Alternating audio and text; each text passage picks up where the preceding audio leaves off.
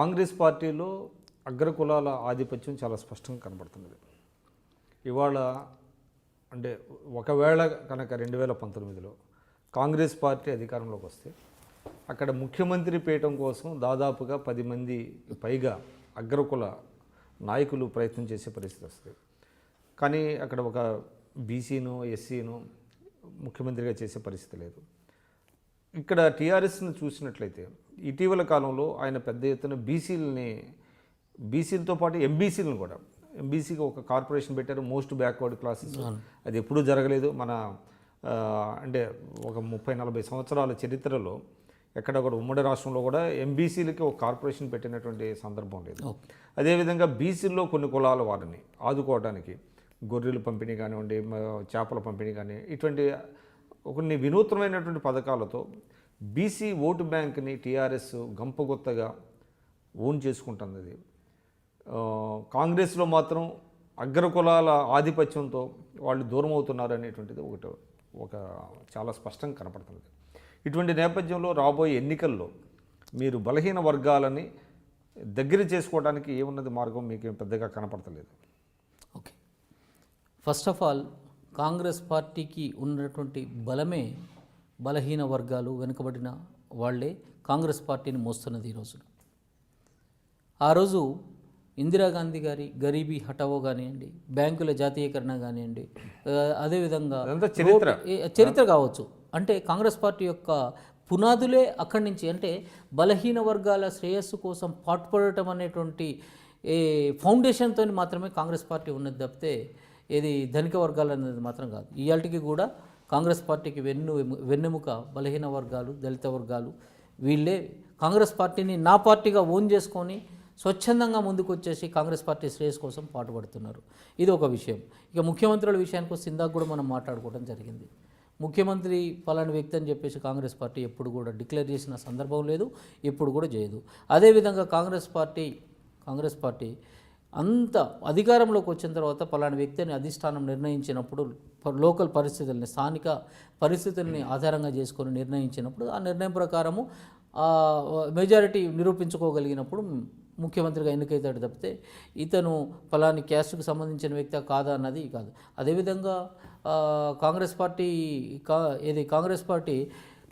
ఈ బలహీన వర్గాలు కానివ్వండి, దళితులు కానీ చాలా పెద్దపీట వేసింది. కత్తి వెంకటస్వామి గారు బలహీన వర్గానికి చెందినటువంటి వ్యక్తి. ఆ వ్యక్తి సోనియా గాంధీ గారిని కూడా నువ్వు చేసే తప్పమ్మా అని చెప్పిన సందర్భం ఉంది. దాన్ని ఎప్పుడూ నెగిటివ్గా తీసుకోలేదు.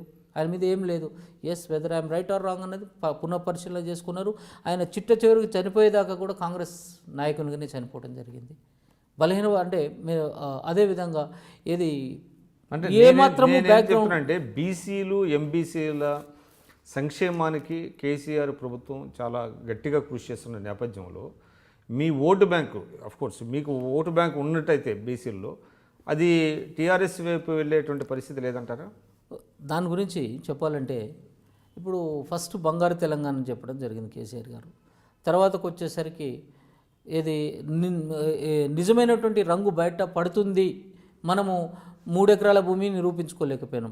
దళిత ముఖ్యమంత్రి నుంచి 3 ఎకరాల భూమి నుంచి 3 ఎకరాల భూమి తర్వాత డబుల్ బెడ్రూమ్లు కానివ్వండి, నిరుద్యోగ సమస్య ఎరాడికేషన్ కానివ్వండి, స్కాలర్షిప్లు కానివ్వండి, ఇవన్నిట్లలో కూడా ఫెయిల్ అయిపోయిన సందర్భం వచ్చినప్పుడు ఈ సమాజంలో మనకు ఓట్లు రావాలంటే ఏం చేయాలి అని చెప్పేసి డివైడ్ అండ్ రూల్ క్యాస్ట్ బేసిస్న స్టార్ట్ చేసి గొర్రెల పెంపకం అన్నాడు, చేపల పెంపకం అన్నాడు, తాటి కార్మికులకు, గీత కార్మికులకు ఏదో రాయితీలు ఇస్తారని చెప్పేసి అన్నారు. ఈ విధంగా చేసిన దాంట్లో గొర్రెల పెంపకం విషయంలో ఎంత నష్టం జరిగిందో తెలియదు కాదు. అదేవిధంగా అన్నింటిలో కూడా ఫెయిల్ అయిపోయాడు. ఎంతసేపటి కూడా సమాజాన్ని డివైడ్, ఈ పథకాలన్నీ ఫెయిల్ అయినాయి. ఈ పథకాలన్నీ కూడా అబ్సల్యూట్గా ఫెయిల్ అయినాయి. ఈ పథకాల పేరు మీద బీసీ సోదరుల పేరు మీద, ఎంబీసీ సోదరుల పేరు మీద, దళిత సోదరుల పేరు మీద కమిషన్లు వాళ్ళకు ముడుతున్నాయి తప్పితే అధికార పక్షానికి వాళ్ళ బతుకులలో వెలుగు నింపిన సందర్భం లేదు. వాళ్ళ అప్లిఫ్ట్మెంట్ జరిగినటువంటి సందర్భం కూడా ఏమాత్రం కూడా లేదు. అది కేవలం తమ పబ్బం గడుపుకోవడానికి ఏర్పాటు చేసింది. ఇక ఎంబీసీ గురించి చెప్తాను. మా మిత్రుడు తాడో శ్రీనివాసు ఎంబీసీ చైర్మన్ ఉన్నాడు. ఇప్పుడు మరి ఆయనకు ఉన్నటువంటి పవర్స్ ఏంది, ఆయన చేసేది ఏంది, ఆయన్ని ఒకవేళ చేయాలనుకున్నా కానీ ఆయన చేయనిచ్చేది ఏ విధంగా ఉన్నది?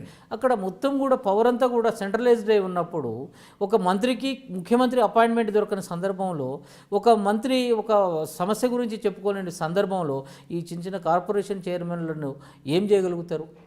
ఏ విధమైనటువంటి లబ్ధి చేకూర్చగలుగుతారు? ఏ విధంగా ముందుకు తమ దగ్గర ఉన్నటువంటి నిధులని డిస్ట్రిబ్యూట్ చేయగలుగుతారు అనేది మాత్రం ఒక ప్రశ్నగానే మిగిలిపోయే అవకాశం కనపడుతుంది. మీరు చూస్తున్నారు ఐ డ్రీమ్ న్యూస్ని. మీరు చూస్తున్నది ఐ డ్రీమ్ న్యూస్. అంటే కళలని నిజం చేస్తూ ప్రజలకి నిజాలని కళల ద్వారా తీసుకొచ్చే ఐ డ్రీమ్కి మై బెస్ట్ విషెస్. మీరు చూస్తున్నది ఐ డ్రీమ్ న్యూస్. మీరు చూస్తున్నారు I dream channel. For more videos, please subscribe I Dream. మరిన్ని వీడియోల కోసం ఐ డ్రీమ్ని సబ్స్క్రైబ్ చేయండి. Please subscribe I dream. And I'm very much satisfied with the way interview went on. Kindly subscribe to I Dream. For more videos, subscribe to iDream. and loads of fun entertainment and content. Do watch iDream.